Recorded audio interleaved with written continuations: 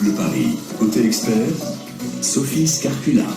Côté expert le samedi se concentre sur la santé et le bien-être de nos animaux. Avant d'accueillir notre invité du jour, je voulais vous signaler que ce samedi, c'est la journée mondiale de lutte contre l'abandon. Toutes les 2 minutes, j'ai bien dit toutes les 2 minutes, un animal est abandonné et sa vie bascule. Abandonner son animal, on le rappelle, c'est un acte de cruauté. Ce week-end, dans plusieurs villes de France, dont Paris évidemment, un lieu de rencontre est prévu pour échanger, un lieu de solidarité est organisé. C'est une boutique éphémère qui vous attend près de l'Opéra, 9 bis rue Geoffroy-Marie. Alors vous pourrez évidemment trouver des produits pour les animaux, pour vos animaux, mais aussi pour les animaux des refuges. Un don en nourriture ou en matériel est tout à fait faisable. Ces actions permettent aussi aux personnes les plus modestes d'acheter de la nourriture pour leurs animaux, et ce, en échange de quelques heures de bénévolat auprès des missions locales, dédiées toujours aux animaux. Sans oublier la marche des croquettes. Alors ça, c'est sympa, si vous participez à une marche solidaire, et pour chaque kilomètre effectué, eh bien, un repas sera offert à un animal. C'est une très belle opération en faveur des animaux. La journée mondiale de l'adoption, c'est tout ce week-end, et c'est près de l'Opéra à Paris. Le détail complet, c'est sur solidarité-peuple-animal.com. Je referme la parenthèse et je me tourne avec grand plaisir vers notre invitée Caroline Vermelin. Bonjour et bienvenue. Merci d'être là ce matin, Caroline. Bonjour. Alors, vous êtes vice-présidente du syndicat national des professions du chien et du chat. Oui. Vous êtes toiletteuse à Saint-Germain-en-Laye. Oui. Ça s'appelle les chiens de Caroline. C'est ça. Tout simplement. Le métier de toiletteuse va tellement plus loin que le fait de couper la frange des Yorks et des bichons, parce qu'il faut vraiment dépasser ce cliché. Oui. Comment vous, Caroline, définissez-vous de quoi il s'agit et à quoi sert le toilettage, pardon? Alors, le toilettage, ça consiste à entretenir les chiens, à couper les poils, entre guillemets, à surtout regarder la peau, entretenir le poil et voir les différents problèmes qu'il peut y avoir et à mettre en valeur la beauté du chien. Oui, c'est vrai que parfois, il est caché sous les poils, quoi. C'est ça. Ça dépend du rythme d'entretien que font les maîtres au niveau du brossage et au niveau du toilettage. Oui. Alors, quand on pense toilettage, on pense chien, mais on peut toiletter d'autres animaux. Chiens, chats et certains nacs. Les nouveaux animaux de compagnie, oui, les lapins, cochons d'Inde. Un lapin peut être toiletté? Oui, les lapins à poils longs. D'accord, comme les chats en fait. Pareil. Les chats à poils longs qui ont besoin d'être brossés tous les jours et qui peuvent avoir Exactement, comme les persans et tous les chats à poils longs. Et les lapins à poils longs aussi, les cochons d'Inde à poils longs aussi. Ah oui, tout ce qui porte des poils longs. C'est ça, c'est ça. Alors, c'est esthétique, on l'a vu, mais c'est aussi du bien-être pour l'animal. Bien sûr. Avez-vous des cas dans lesquels votre toilettage est carrément une nécessité, j'allais dire un acte de santé, Caroline? Est-ce que vous avez eu des cas où vraiment le toilettage... On a souvent les cas sur des chiens à poils longs dont les maîtres ont du mal à entretenir. Ils brossent pas ou ils brossent mal. Ils lavent beaucoup. Et du coup, le poil se resserre comme un pull lavé trop chaud sur le chien. Donc automatiquement, ça se resserre au fur et à mesure et le chien, il se sent complètement gonflé. C'est comme si nous, on portait un pull avec 3 tailles de moins. Oui. Donc automatiquement, oui, il est nécessaire pour nous de retirer toute cette fourrure pour que le chien se sente mieux. Et en plus, dans ces conditions, on voit pas, le maître peut pas voir les blessures qu'il peut y avoir en dessous, s'il y a des puces ou des épillets, parce que en ce moment c'est la grande saison de l'épillet. Donc ça, il faut vraiment retirer la fourrure emmêlée pour pouvoir ce genre de choses. Vous avez dit quelque chose de très intéressant. Vous avez dit le maître peut laver trop l'animal. Oui. Quelle est la bonne fréquence? Ça dépend des races. Ah oui. Ça dépend des races. Il y a des races qui peuvent être lavées tous les 15 jours. Il n'y a pas de souci, mais après c'est une technique. Si le maître lave tous les 15 jours, mais qui ne brosse pas le poil, ça se justifie. Et il faut toujours démêler le chien à fond avant de le laver, parce que toujours ce problème de poils qui se resserrent, de nœuds qui se resserrent, donc automatiquement, voilà. Après, il y a des chiens qui se lavent 2 fois par an. Et puis ça dépend si vous habitez en ville ou à la campagne. C'est-à-dire qu'à la campagne, contrairement à ce qu'on pense, il y a beaucoup moins besoin de laver le chien qu'en ville. On a plutôt l'impression du contraire. Mais oui, mais il n'y a pas de pollution. Ah oui. Oui, mais il n'y a pas de pollution. Vous avez un chien dans un jardin propre, un jardin bien entretenu, il ne va pas se salir. La terre, elle va être sur lui. Vous donnez un coup de brosse, ça va partir. En plein Paris, c'est une catastrophe. D'accord.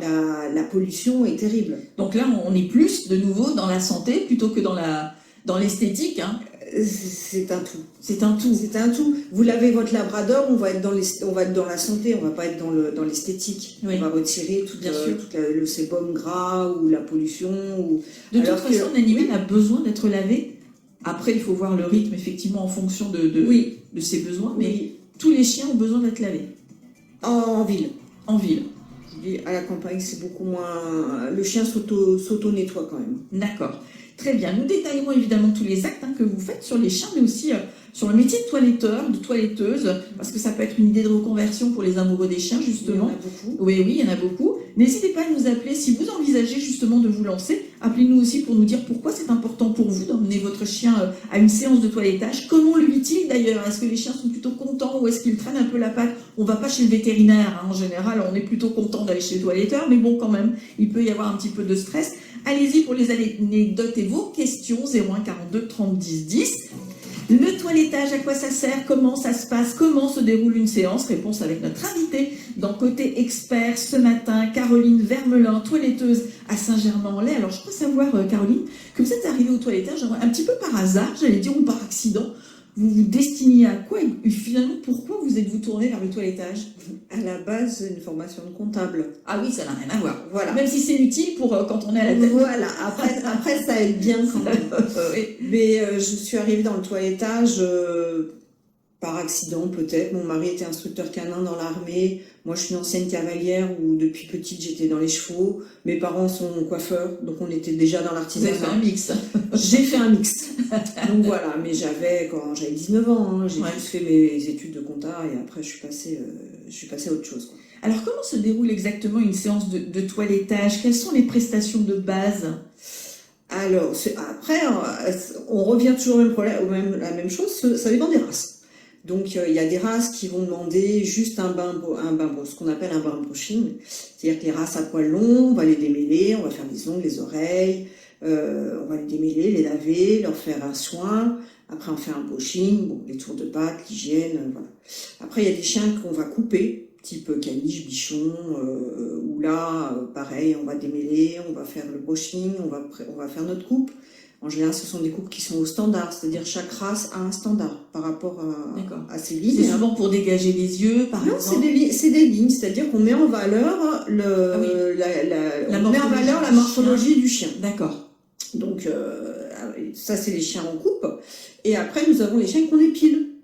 Qu'on épile. Qu'on épile. Pauvre chou. Eh oui, Comment on oui. fait ça? Pourquoi on épile? Je vais pas sortir ma pince à épiler ni ma cire. C'est déjà une bonne chose. Voilà, c'est un poil qui doit tomber, qui à l'origine s'arrachait dans les fourrés quand ils chassaient. Hein, donc c'est beaucoup de chiens de chasse, beaucoup de terriers. Et donc on arrache à la main le poil qui doit tomber. C'est Ça, c'est toute une technique. Ça fait absolument pas mal. D'accord. Puisque le poil est mûr pour tomber. D'accord. Ça, on l'a Retirer les poils. on retire, il y a une technique pour le faire.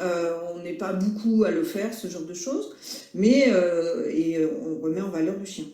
C'est Voilà. super, ça. Et ça, c'est sur les terriers. Donc finalement, c'est un petit peu comme quand on va chez le coiffeur. Il y a plusieurs prestations possibles en Il y a fonction des. Il y a plein de prestations possibles. Ouais. Oui.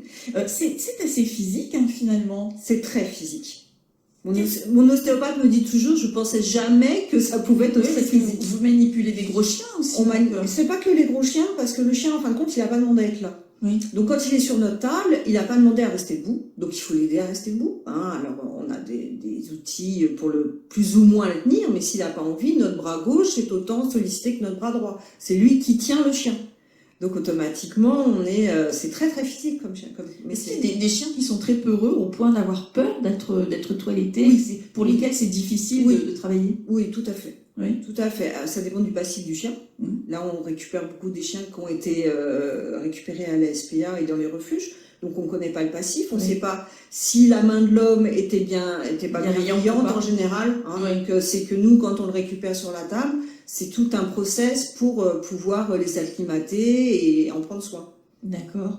Les petits chiens, on se dit toujours que c'est facile à manipuler. Pas du tout.